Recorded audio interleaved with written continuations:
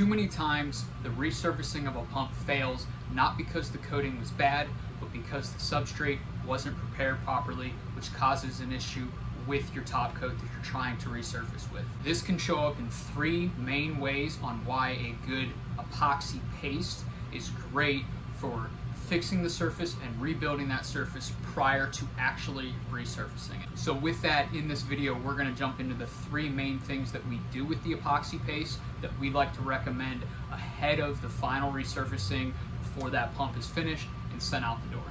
Now, the first issue when we're trying to resurface is most commonly just a pitting issue. And so with that, what we want to do is fill the pits so that we have a good smooth surface that we can actually top coat onto. And the reason we don't do it with a brush grade system is not because the system can't fill those in. Most of the epoxies that we work with and that a lot of manufacturers create are 100% solids, meaning you can make them as thick as you want and you're not going to have any solvent entrapment issues. But in the case of a pump where you have both horizontal surfaces as well as vertical, and horizontal, you know, from the top where you're working, and it can drip down in, the brush grade systems simply aren't going to hang the same when you're trying to fill in bigger areas, and this is where the paste really excel for just filling that in and giving a good surface for the top coat.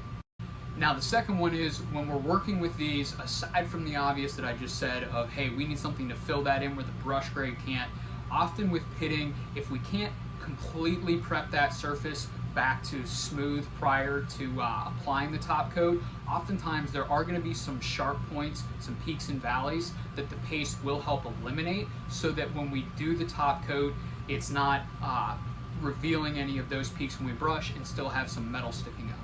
And then lastly, when we're going to put on our top coat, what we want is we want a good bond, which comes from steps 1 and 2 that we just talked about, are not really steps, but the benefits of what that epoxy paste can give you.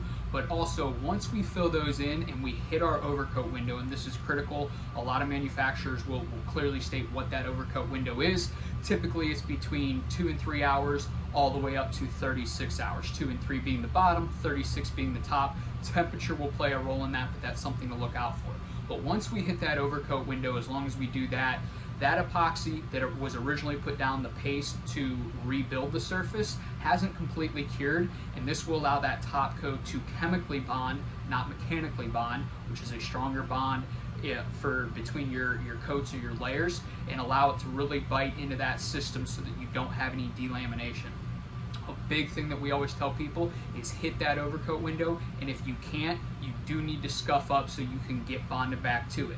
A critical point here is, especially when you're working in tough to prep areas, is make sure you hit it, because if you don't, the way to prepare that is scuff it, and oftentimes you can't do that. And because it's a ceramic, it's designed to not let things adhere to it once cured, which makes that top coat not really going to adhere to it, and it will cause a failure.